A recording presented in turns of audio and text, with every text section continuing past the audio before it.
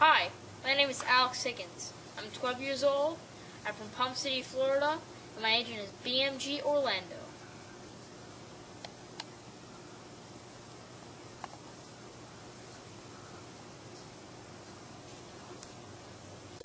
Scene 1. It already smells like home. This is very abrupt. A happy confluence of events that happened to coincide with an unfortunate baby bear attack. Wow. A lot of fuss over a baby bear attack I don't even remember. Be glad you don't remember. It ravaged you and tossed your naked body into the shrubs. And that baby bear is still out there. Yeah, but we didn't need to leave town. It's not like he's gonna follow me home. Not right away, but wait 29 days. 29 days? What happens in 29 days? That's about how long it takes a baby bear to regroup. But I didn't say goodbye to anybody. Moving away is a form of goodbye. Did Grandpa try to eat somebody again? That why we had to leave? No, not Grandpa. Watch yourself. If we see any dead hobos, I can earn a fingerprinting badge and find their families.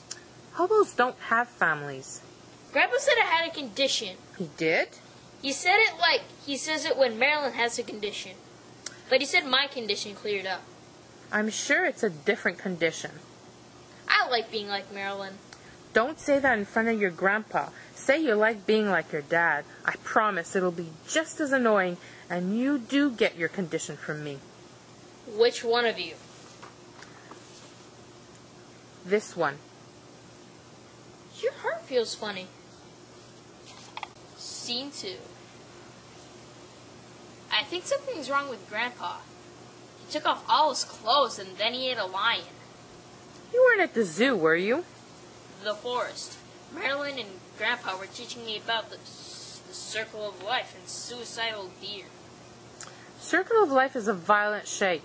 It is, when Grandpa's drawing it. Your grandpa's just trying to help you understand there's an order to life so you don't hate the baby bears when they attack.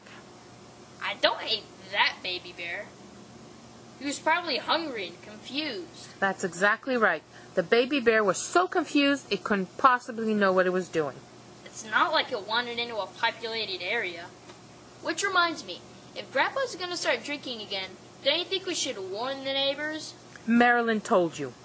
No, Grandpa told me when he ate the lion. I think he wanted me to see him eat that lion, so I could get used to him eating something big.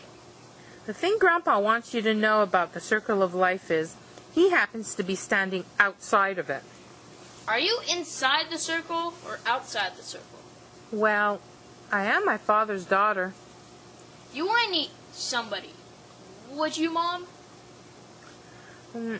It would be natural if I did. It's in my nature to eat, not be eaten.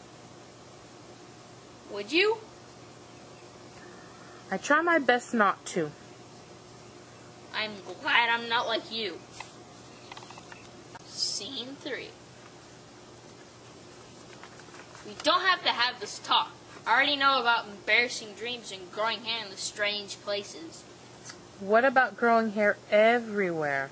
Where else does it grow? Oh, there was no baby bear. Then what was it? You. What?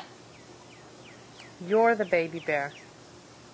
I thought I was ravaged and tossed naked into the shrubs. That wasn't you. You ravaged and ran naked through the shrubs.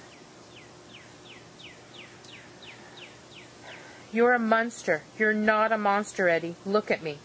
Did I hurt anybody? There was a few scratches, worth the price of a campfire anecdote. You didn't do anything worse than turn into a werewolf. There's nothing worse. I love you, Eddie. You have nothing to be ashamed of. You have something to be careful of, and you also have me and your mom.